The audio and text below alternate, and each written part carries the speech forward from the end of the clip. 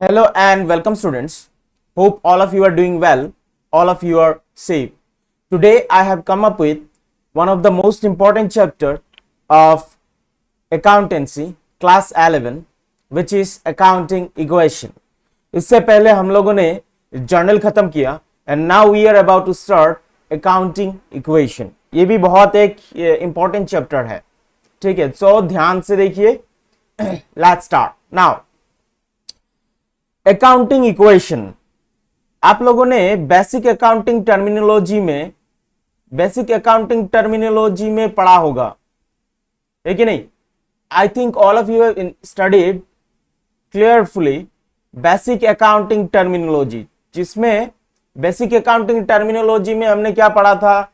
Assets क्या होता है, कैपिटल क्या होता है, लायबिलिटीज क्या होता है, गुड्स किसे कहते हैं, discount, each and everything we have studied.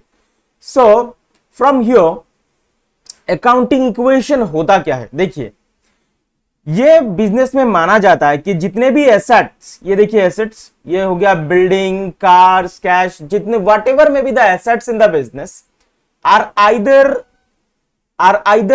What did I say, जितने भी बिजनेस में एसेट्स होते हैं या तो वो किसी से लोन लेके, समझ में आया कि नहीं, आइदर बोरोइंग ए लोन और paying with the loan of the proprietor.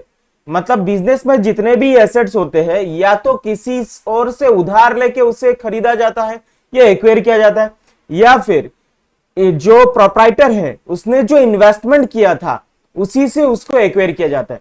मतलब जो भी एसेट्स ऑफ द बिजनेस होगा या तो वो आउटसाइडर लायबिलिटी होगा या फिर इनसाइडर लायबिलिटी. कैपिटल क्या होता है? Insider liability, isn't it? Insider liabilities. Capital होता है insider liabilities. Do remember, capital is insider liabilities. बात समझ में आ गया? नाउ, और इसी एसेट्स, लायबिलिटीज और कैपिटल के रिलेशनशिप को इक्वेशन फॉर्म में शो किया गया है. इसी को कहा जाता है accounting equation. What is it? Assets is equal to liabilities plus owner's equity या फिर capital. Liabilities plus owner equity plus capital. ये कौन सा कंसेप्ट से आया है कि जितने भी एसेट्स बिजनेस के पास होगा या तो वो किसी से उधार लेके बनाया गया है या फिर जो बिजनेसमैन या ओनर इटसेल्फ है उसने जो उधार बिजनेस को दिया था उसी से उसे बनाया गया है. Because of the concept of business entity, business and the businessman both are separate. इसीलिए बिजनेसमैन भी जो भी बिजनेस में इन्वेस्ट करता है उसे भी बिजनेस लायबिलिटी की तरह ही लेता है. उसको बोलते हैं इनसाइडर लायबिलिटी या फिर कैपिटल. I think clear? ठीक है, okay. Now let us understand about assets.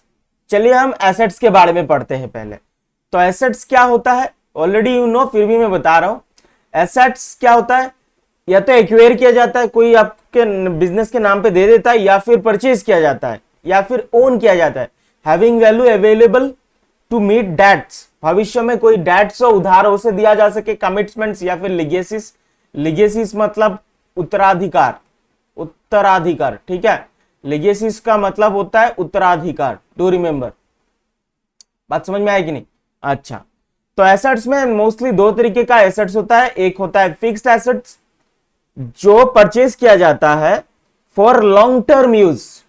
Long term, बहुत दिन तक जो एसेट बिजनेस को बहुत दिनों तक बेनिफिट प्रोवाइड करवाता है और is not likely to be converted into cash. मतलब बहुत जल्दी उसे कैश में कन्वर्ट करने की जरूरत नहीं पड़ती, उसे बोलते हैं फिक्स्ड एसेट्स. जैसे कि आपका ये हो गया land, machinery, buildings, all these are fixed assets.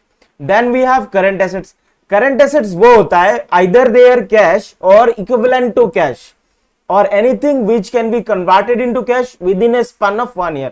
एक साल के अंदर जिसको कन्वर्ट किया जा सकता है कैश में उसे कहा जाता है करंट एसेट. जैसे कि हो गया आपका कैश, बैंक में बैलेंस, इन्वेस्टमेंट्स या डिपॉजिट्स जिसको एक साल के अंदर कन्वर्ट कर लिया जा सके कैश में, या इन्वेंटरी. डू रिमेंबर क्या कहा मैंने? इन्वेंटरी मतलब स्टॉक होता है, स्टॉक बेचने से पैसा आ जाएगा. ओके, तो मेरे हिसाब से आप लोगों को एसेट समझ में आया होगा. So we are moving in to next. Okay, liabilities. अभी लायबिलिटीज क्या होता है? Anything the business needs to pay in future is the liability of the business. जो भी बिजनेस को भविष्य में देने की जरूरत पड़ेगी वो हो गया बिजनेस का लायबिलिटी। तो लायबिलिटी में देखिए मोस्टली दो तरीके का लायबिलिटी होता है, current liability and non current liability. Current liability maximum mostly क्या होता है, शॉर्ट टर्म होता है, बहुत कम दिनों के लिए वो लायबिलिटी नॉर्मली पकड़ा जाता है। जो लायबिलिटी 1 साल के अंदर अंदर आपको पेमेंट करने पड़ेंगे वो होता है करंट लायबिलिटी, और जो 1 साल के अंदर पेमेंट करने की जरूरत नहीं पड़ती उसे बोलता है लॉन्ग टर्म लायबिलिटीज। तो लॉन्ग टर्म जैसे लॉन्ग टर्म लोन्स, ठीक है नहीं, लॉन्ग टर्म लोन्स, ओके, या फिर सिक्योर्ड लोन्स, ये सब सिक्योर्ड लोन्स, डिवेंचर्स, ये कंपनी के लिए डिवेंचर्स भी होता है। Debentures are just acknowledgements of debt, इससे एक पेपर होता है जो डेट का एक्नॉलेजमेंट है। क्लियर? ओके। नाउ आपका करंट लायबिलिटीज क्या है, अकाउंट्स पेएबल, जो पैसा देने की जरूरत पड़ेगी। अनअर्न्ड रेवेन्यू, जो रेवेन्यू आपने अर्न नहीं किया बट रिसीव कर लिया, वो भी लायबिलिटी है। Current मैच्योरिटीज of long term debt, ये भी current liability. Long term debt का अगर इसी साल पेमेंट करना हो गया वो करंट लायबिलिटी हो जाता है। शॉर्ट टर्म डेट, जो डेट मतलब क्या, उधार 1 साल के अंदर पेमेंट करना हो वो हो गया current liability. Other accrued liabilities जैसे हो गया आपका आउटस्टैंडिंग सैलरी, समझ लीजिए जो सैलरी आपने पेमेंट नहीं किया, पेमेंट करना पड़ेगा, outstanding salaries, these are what, these are current liabilities. Clear to you? Okay, so we are moving in now owner's equity या capital. Already you have learned that whatever is invested into the business for starting up of a business या फिर for running on the business या for expansion of the business by the proprietor, उसे owners equity या capital कहा जाता है। ठीक है, नाउ कंपनी का तो कोई पर्टिकुलर ओनर नहीं होता, ठीक है, कंपनी का क्या होता है, बहुत सारे शेयर होल्डर्स होते हैं, ठीक है, part shares are what are the parts of company, और हर एक पार्ट किसी एक पर्टिकुलर इंसान के पास नहीं होता, बहुत सारे लोगों के पास होता है, तो दे आर शेयर होल्डर्स। तो वो लोग जो इन्वेस्ट करते हैं उसे बोलते हैं क्या, शेयर कैपिटल। कहाँ इन्वेस्ट करते हैं, कंपनी में। उसी तरीके से प्रोप्राइटर हो, जो सोल ट्रेडिंग हो, या पार्टनर्स हो जो बिजनेस में इन्वेस्ट करते हैं, ठीक है, या फर्म में इन्वेस्ट करते हैं, उसे क्या बोलते हैं, कैपिटल कहा जाता है, या ओनर्स इक्विटी। क्लियर? ओके, सो इससे इक्वेशन क्या साबित होता है कि जितने भी एसेट्स है वो या तो लोन लेके, मतलब लायबिलिटीज एक बढ़ा के एक्वायर किया जाएगा या पोजेस किया जाएगा, या फिर ओनर उसे खुद इन्वेस्ट करेगा, या ओनर खुद वो लायबिलिटी बिजनेस को देगा, ओनर्स इक्विटी या कैपिटल। तो this is your equation becomes assets equal to liabilities plus capital. So let us discuss कि how the business transactions are effected in due to this accounting equation. इस accounting equation के वजह से business में जितने भी transactions है वो कैसे इफेक्ट होता है। ठीक है, देखिए लेट अस स्टार्ट। आप लोगों को बिजनेस ट्रांजैक्शन के बारे में पता है because already we had learned and already we did the chapter journal, इसीलिए आपको इतना परेशानी होने की जरूरत नहीं पड़ेगी, परेशान होने की जरूरत नहीं पड़ेगी। Let us start. पहला क्या लिखा, owners invested in business 1 lakh. Business में ओनर ने इन्वेस्ट किया, तो ओनर ने इन्वेस्ट किया वो क्या है, कैपिटल है। तो बिजनेस में जैसे ही वो पैसा आया क्या बढ़ गया, एसेट्स बढ़ गया, अपना कैश बढ़ गया 1 लाख, एसेट्स बढ़ गया 1 लाख। ठीक है, और एसेट के साथ साथ बिजनेस का वो क्या बढ़ गया, कैपिटल भी बढ़ गया, because capital is also liability of the business, inside liability. एक साथ तो वो एसेट बढ़ा, दूसरे साथ कैपिटल भी बढ़ गया। अकाउंटिंग इक्वेशन हमेशा कहता है कि लेफ्ट हैंड साइड और राइट हैंड साइड हमेशा बराबर होना चाहिए, तो इधर तो बराबर है। सेकंड वाला देख लीजिए, owners withdraw cash from business 10,000। Owners ने 10,000 रुपए विड्रॉ कर लिया, तो एसेट से अगर 10,000 रुपए विड्रॉ करेगा तो 10,000 रुपए कम होगा, है कि नहीं। पहले कितना था, 1 लाख था, उससे से 10,000 माइनस कर देंगे और क्या, 10,000 रुपए कम हो जाएगा, तो कितना आया, 90,000। ठीक है, उसी तरीके से whatever is withdrawn by the business, whatever is withdrawn by the business from the whatever is withdrawn by the proprietor from the business for his personal use, उसे क्या बोलते हैं, क्या बोलता है, ड्रॉइंग्स कहते हैं, है कि नहीं। तो कैपिटल में पहले कितना था, 1 लाख था। ओके, नाउ बिजनेसमैन ने अपने खुद के पर्पस के लिए विड्रॉ कर लिया, तो वो कैपिटल से भी कम हो गया ना 10,000 रुपए। तो 10,000 रुपए कैपिटल से भी माइनस करो तो कितना आया, 90,000। इक्वेशन दोनों तरफ बराबर मिल रहा है ना, 90,000 90,000। Clear? Okay, now goods purchased for ₹50,000। ठीक है, गुड्स खरीदा गया, गुड्स परचेज्ड फॉर ₹50,000। तो जैसे ही गुड्स 50,000 रुपए से खरीदा गया, तो इसमें होता क्या है देखिए, अगर कैश में खरीदा गया, इधर तो कुछ बोला नहीं, हम एज्यूम कर लेते हैं कि कैश में खरीदा गया है होगा, कैश, परचेज फॉर कैश। तो उसका इफेक्ट ट्रांजैक्शन में क्या आता है, एक तरफ तो वो कैश से माइनस हो जाएगा, कैश से क्या होगा, माइनस होगा 50,000, प्लस दूसरी तरफ बिजनेस का स्टॉक बढ़ जाएगा 50,000, प्लस हो जाएगा। तो इफेक्ट तो वही है, लायबिलिटी साइड में इसका कोई इफेक्ट नहीं है। कैश 50,000 कम हो गया और स्टॉक 50,000 बढ़ गया। Ultimate the equation remains same. Okay, moving into next. देखिए, बोला गुड्स सोल्ड, क्या हुआ, गुड्स सोल्ड, सामान बेचा गया, कॉस्टिंग ₹5,000 इन 6,000। ठीक है, गुड्स बेचा गया 5,000, जैसे ही सामान बेचा गया जिसका दाम 5,000 था, 6,000 में बेचा गया। ठीक है, उसका इफेक्ट क्या आ रहा है, ध्यान से देखिए। पहला इफेक्ट तो होगा आपका, गुड्स जब बेचा जाता है तो स्टॉक कैश, एसेट्स भी कैश होता है, स्टॉक भी। Okay, whatever the cash in the business are assets, stock जो है वो भी एसेट्स है। तो जैसे ही गुड्स बेचा गया, कॉस्टिंग ₹5,000, तो स्टॉक में से 5,000 कम हो गया।